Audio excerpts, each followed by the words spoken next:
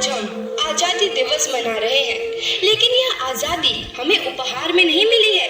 इसके लिए एक लंबी यात्रा करनी पड़ी है, आजादी की यात्रा। इस यात्रा में हजारों लाखों लोगों ने अपनी जान की कुर्बानी दी। 1919 जलियांवाला बाग। आज हमारी बैसाखी का दिन है, लेकिन पूरा पंजाब बैसाखी नहीं मनाएगा। हम सब बैसाखी नहीं मनाएंगे।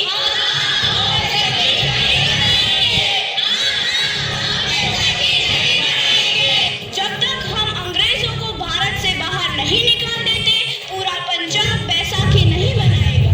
अच्छा, तो तुम सब हमारा विरोध करता है, भाग जाओ यहाँ से। इसका अंजाम बहुत ही बुरा होगा।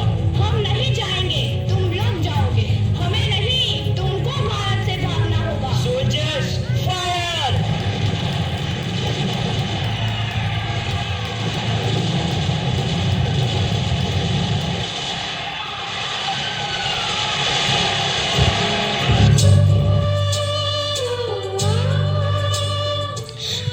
ये जमीन हमारी, ये धरती हमारी, ये खेत हमारे। अभी थोड़ी देर पहले हमारी ये फसलें लहरा रही थी, पर इन अंग्रेजों ने हमारी फसलें बर्बाद कर दी। इन अंग्रेजों ने एक ही झटके में इन सब फसलों को काट दिया। अंग्रेजों, तुम्हारे इस अत्याचार से हम डरेंगे नहीं। इस अत्याचार का बदला लेकर रहेंगे। हम आजादी लेकर रहेंगे। जलियांवाला बाग हर हिंदुस्तानी की आंख नम कर गया। इस कांड में कितने मासूमों की आहुति चढ़ गई। इतनी हैवानियत से इंसानियत कत्ल कर दी गई। जलियांवाला बाग के हत्याकांड ने आजादी की आग में घी देने का काम किया। मासूम औरतों, बच्चों की दर्द भरी चीखें और सिसकियां इनकलाब का गूंज बनकर उभरी। लाला लाजपत राय, भगत सिंह, राजगुरु, सुखदेव सरीखे क्रांतिकारियों ने भारत के इस जमीन से विदेशी दरिंदों को निकाल फेंकने के मंसूबे मजबूत कर लिए। 8 अप्रैल 1929 लाला लाजपत राय के नेतृत्व में साइमन कमीशन के खिलाफ एक भारी जुलूस निकाला गया।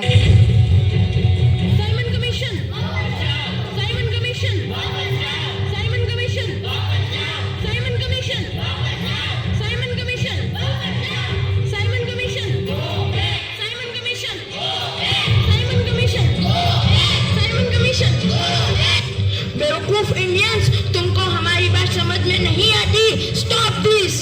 साइमन कमीशन नहीं मानता। आई से स्टॉप दिस। लाला जी, आप आगे बढ़ो, हम आपके साथ हैं। लाला जी, संघर्ष करो, हम आपके साथ हैं। लाला जी, संघर्ष करो, हम आपके साथ हैं। लाठीचार्ज करो।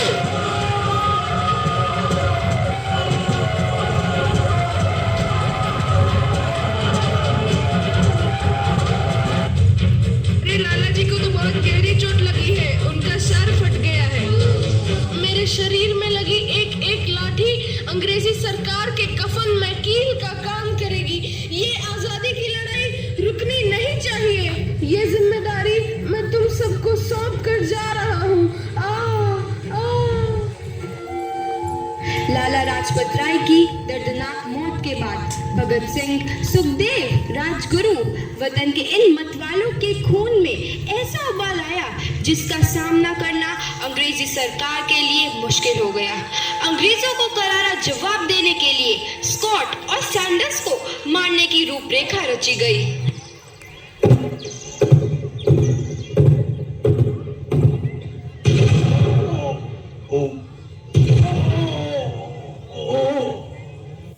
सैंडर्स मारा गया। चारों तरफ तहलका मचा था। दीवारों पर लिखा था, लाला जी की मौत का बदला ले लिया गया है। भगत सिंह समेत सभी वहां से फरार हो गए। 8 अप्रैल 1929 दिल्ली में ब्रिटिश सरकार की सेंट्रल लेजिस्लेटिव असेंबली की बैठक में 2 बम धमाके की आवाज सुनाई दी।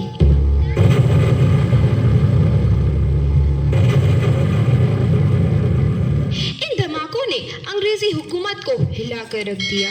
इस घटना को अंजाम देने वाले भगत सिंह, राजगुरु और सुखदेव ने अपने आप को अंग्रेजों के हवाले कर दिया। 1930 को अदालत ने अपना फैसला सुनाया। मुलजिम भगत सिंह, मुलजिम राजगुरु, मुलजिम सुखदेव को दफा 121 और दफा 302 के तहत ये अदालत तीनों को मुजरिम करार देती है और इस गुस्ताखी के लिए ये अदालत इन तीनों को सजाए मौत की सजा सुनाती है। सरफरोशी की तमन्ना अब हमारे दिल में है, देखना है जोर कितना बाजुए कातिल में है।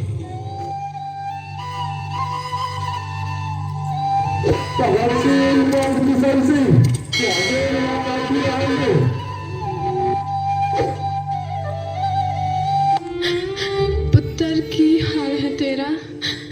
मैं चंगा हूँ माँ, फिक्र करने की कोई गल नहीं। पुत्र, मेरा दिल तेरी तरह पत्थर दिल नहीं होगा। तेरी ये गला सुन के मेरा कलेजा फटे जा रहा है।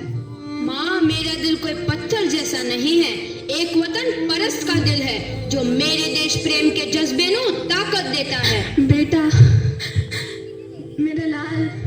माँ, आज मेरी तपस्या पूरी होने जा रही है। जे तू रोई तो मैंने तकलीफ होइया। सोच, तेरा पुत्र आज शादी करने वास्ते जा रहा है। फर्क केवल इतना है, वो घोड़ी पर नहीं फांसी पर चढ़ने वास्ते जा रहा है। आज तू क्रांतिकारी की माँ है, कल तू एक शहीद की माँ होगी। माँ, पुत्र भगत, तू इतनी छोटी उम्र में हम सबको छोड़ के चला जाएगा? तूने जिंदगी में देखा ही क्या है पुत्र?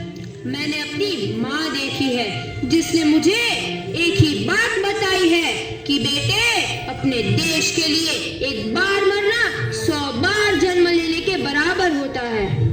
अच्छा माँ, अब आशीर्वाद दे, आखिरी बार विदाई लेने का समय आ गया है। भगत, मेरे लाल।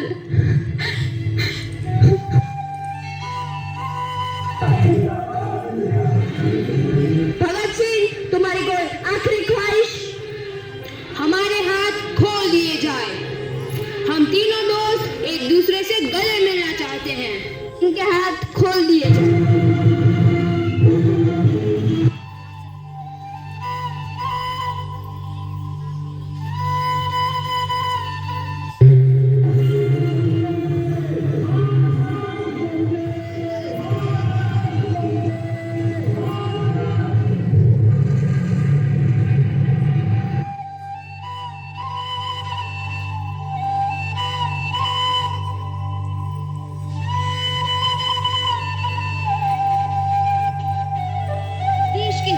नौजवान के मन में आजादी की नई उमंग हिलोरे लेने लगी।